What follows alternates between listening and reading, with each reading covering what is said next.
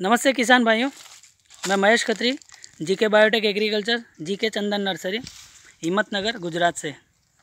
आज हम हैं अलकेश भाई पटेल के खेत में, गांव काटासायण, तालुका हासोट, जिला भरूच। आप देख सकते हैं हमारे पीछे चंदन की खेती की हुई है।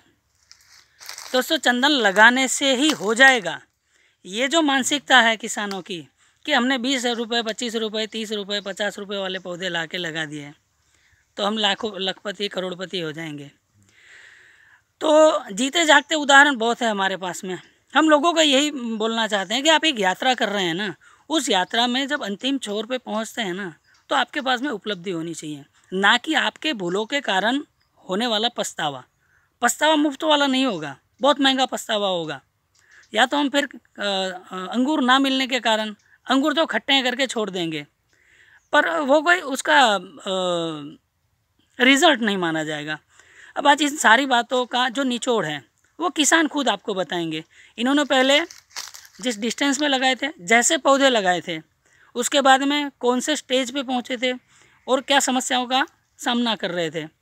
फिर हमारा जो हमारी नर्सरी है वहाँ पे इन्होंने एक बार आके कांटेक्ट किया, और उसके बाद का किसान को खुद को ही हम पूछते हैं कि क्या अनुभव रहा और किसानों के लिए ये क्या संदेश देना चाहते हैं।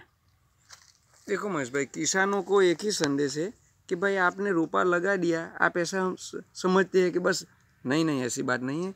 मेरे खेत में, मेरी प्लॉट में 1000 वृक्ष है चंदन के, उसमें से कहीं जगह पे ऐसा भी हुआ होगा कि कोई जगह पे 20 बार लगा हुआ होगा बूढ़ा। आप कल्पना कर सकते हो, 20 बार, 25 बार भी लगा हुआ होगा। उसके बाद में वो सेट हुआ है, 3 साल के बाद, 4 साल के बाद, ऐसा है। और उसमें भी ज़्यादातर रोपा जो महेश भाई का है वो सेट हुआ है। उससे पहले वाले तो आप उसको बेग चीरो, फर्स्ट हो जाता है, और धीरे धीरे 1 आध महीने में, 1.5 महीने में, 2 महीने में रोपा सूख जाता है। तो रोपा में ऐसा नहीं है कि आप 20 रुपया वाला पौधा भी मिलता है, 20 रुपया वाला पौधा ला के लगाओ, आपकी बेग ही नहीं चलेगी। अरे मेरे तो महेश भाई ऐसा भी हुआ है, कर्नाटक वाले जो आते हैं ना, वो गांव घूम के वो लोग रोपा देते हैं। तो मेरे को रोपा दे दिया, तो वो घर बैठा आके मेरे को 50 से 80 रुपये में रोपा दे के गए थे। आप समझो, वो ऐसा मिट्टी का, लाल मिट्टी का गोला था। 1 साल, 1.5 साल के बाद में वो 1 फुट का ही रहा। उसको खोद के निकाल के फेंक दिया मैंने, उसकी जगह पे दूसरा रोपा लगाया, तभी वो रोपा सेट हुआ। तो ऐसा इसमें सब बहुत, नर्सरी वाले भी बहुत चीटिंग करते हैं। ऐसा नहीं है, नर्सरी वाले को आपको 20 साल के बाद, 25 साल के बाद जब भी मिले, उनको तो आज ही मिल जाता है और आज ही लेके चला जाना है। तो ऐसी बात नहीं है, वो आप बनाओ, आप करो। लेकिन ऐसा भी नहीं है कि महेश भाई ने रोपा दिया और 100% वो लग जाएगा और 100% हो जाए, ऐसी भी बात नहीं। हाँ, मैं ये एक बात बोल सकता हूँ कि अगर आप दूसरा जगह का रोपा है, वो शायद आपको 10%, 20%, 25% सक्सेस जाएगा। 100 में से 20 रुपये।